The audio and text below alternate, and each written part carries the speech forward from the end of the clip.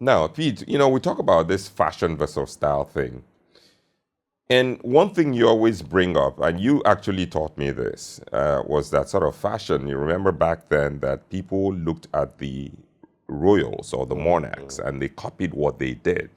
So if we're going back sort of like to the Renaissance age, the 16th, 17th, 18th, 19th, even up to the 19th century, right, when there were still monarchies, the people looked up to the royals and copied them. Yes. Now, what you saw happened in I don't think it was maybe the 18th century, was sort of, there was a gentleman named Beau Brummell. Brummell, yes. Most people know, Beau Brummell. And in many ways, I think what he did was standardize.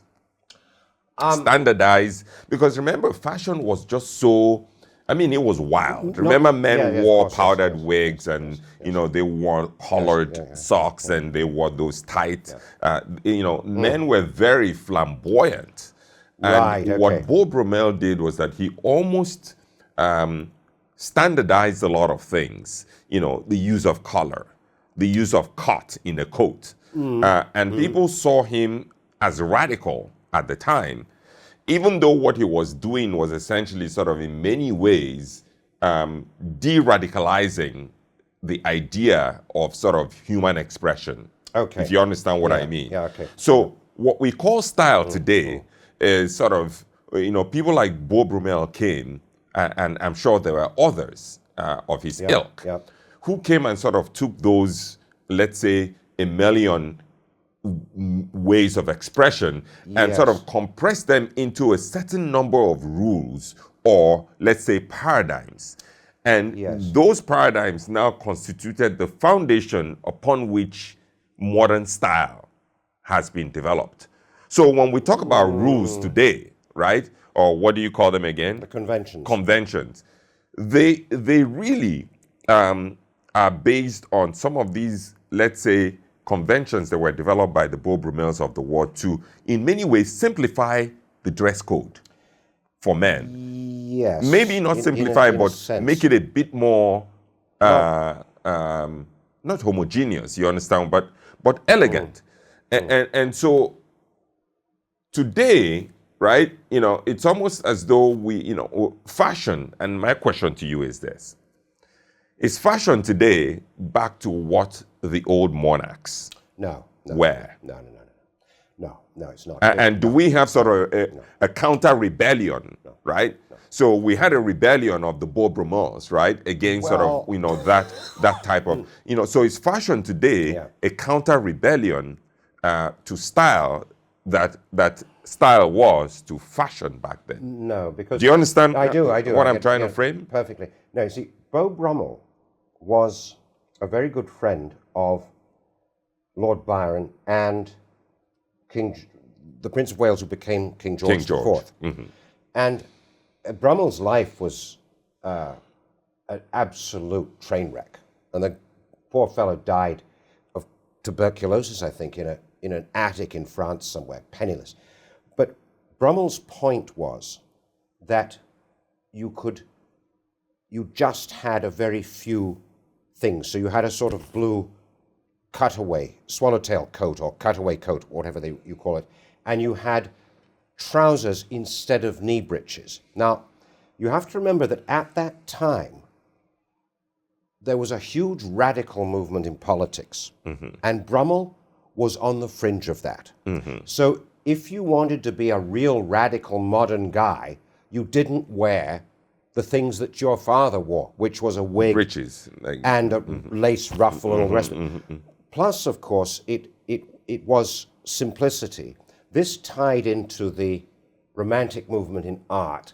Ladies' dresses at the time became very, very simple, sort of modeled on Greek styles. And that continued through the Victorian period, which came later. So Brummell died, I think, 1825 or something. Now, what was the religion of the Victorian age? Was a stern, hard-working, muscular Christianity, which was all about hard work and thrift and sober industry. Calvinism. And yes. So frippery was out, and people were going to look serious. So you had your black suits and all that sort of thing. And that's really what drove it along. Now, you also got to remember that Brummell was well known in London, but outside London, I mean, people didn't know what was going on in fashion. It was very difficult because you didn't have televisions and internets and things. You might have had newspapers with sketches in them. As you got publications, you could get photographs reprinted.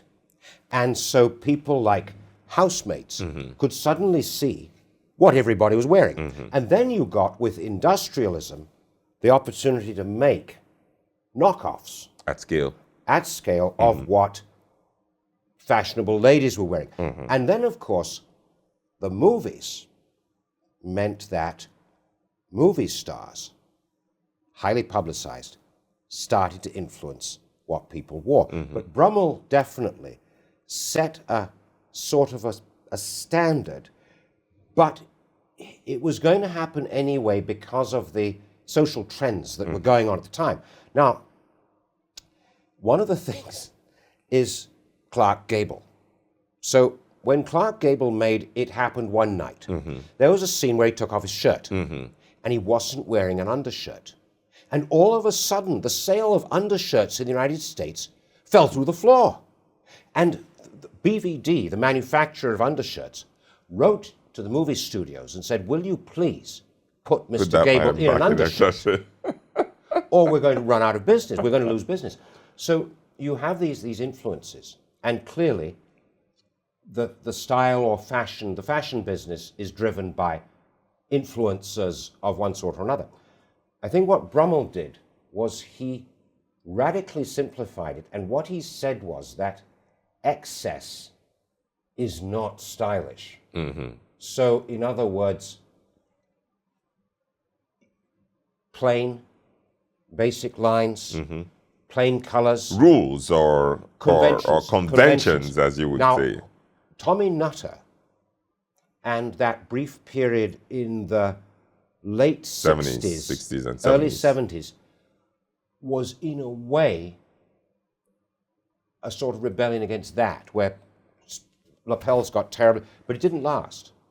And one of the reasons that Brummell was, I think, so long-lasting is that if you think about it, if you didn't have very much money, you could kind of look like Beau Brummell, whereas to look the way his predecessors had. Or Louis XIV. Well, or, a coat would cost the equivalent of the price of a car now. Correct. So one of those coats that you see in a painting with embroidered sleeves and would have cost the equivalent of a couple of $100,000 today. But, well, as you can imagine, with the amount of work in it.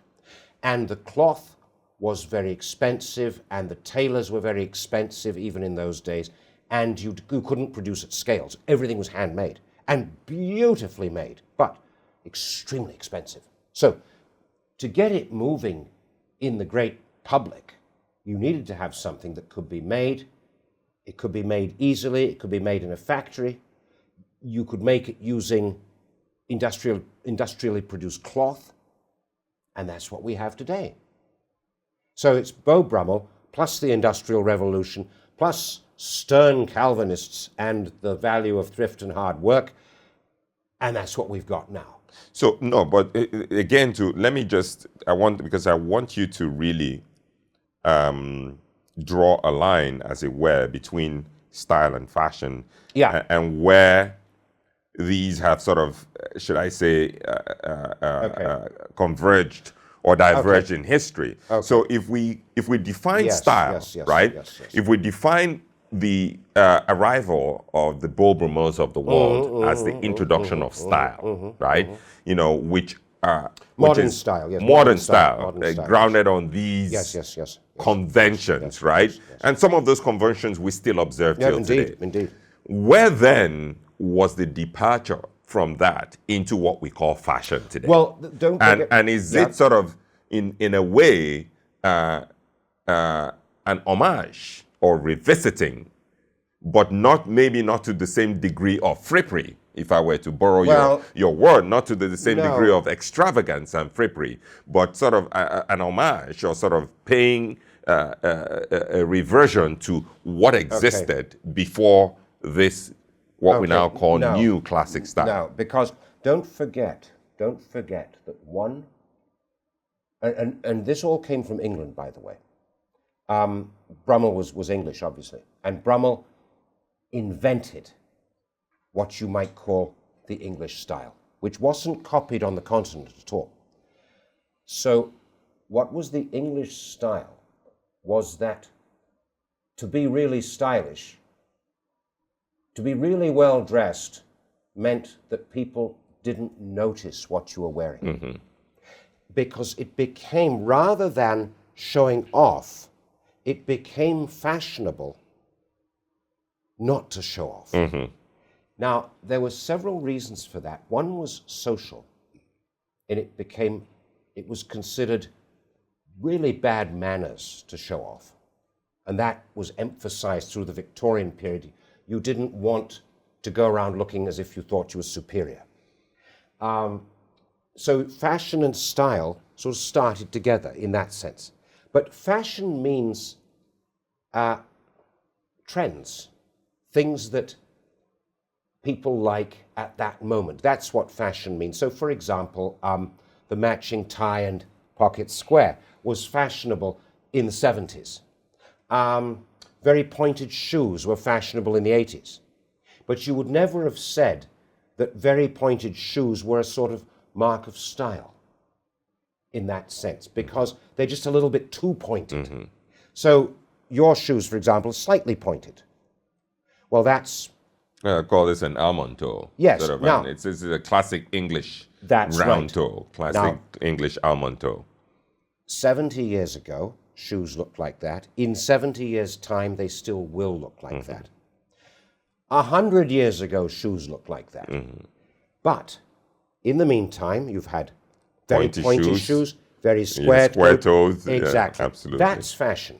Now, there have been periods when the two of them have really coincided.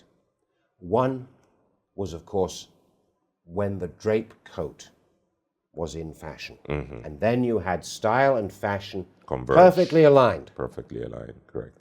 And then probably in the early 60s... They started to diverge again. Well, no, because when the Continental suits came in, President Kennedy made them popular. When they, not in their current modification, but the originals, again, you had really elegant looking stuff. And it was fashionable at the same time. And then they sort of diverged, and eventually they'll come back again to where the elegant is once again coincidentally fashionable. And it won't be for very long. And maybe we're almost there, Pete. We might be there. Maybe we're at the front end of that. So we might be there, yes, so, indeed. Pete, with that, I'm going to wrap up this rather interesting, reluctantly, I'm going to have to wrap up this conversation. But to take your last point, I hope that once again, fashion is on the verge of intersecting with style. And I hope that we're at the forefront, or sort of we're the forerunners of this, let's say, confluence. I will drink to that. And with that, Pete. Right. Always a pleasure. Always a pleasure, my friend. Thank you. Thank you, guys, Prof.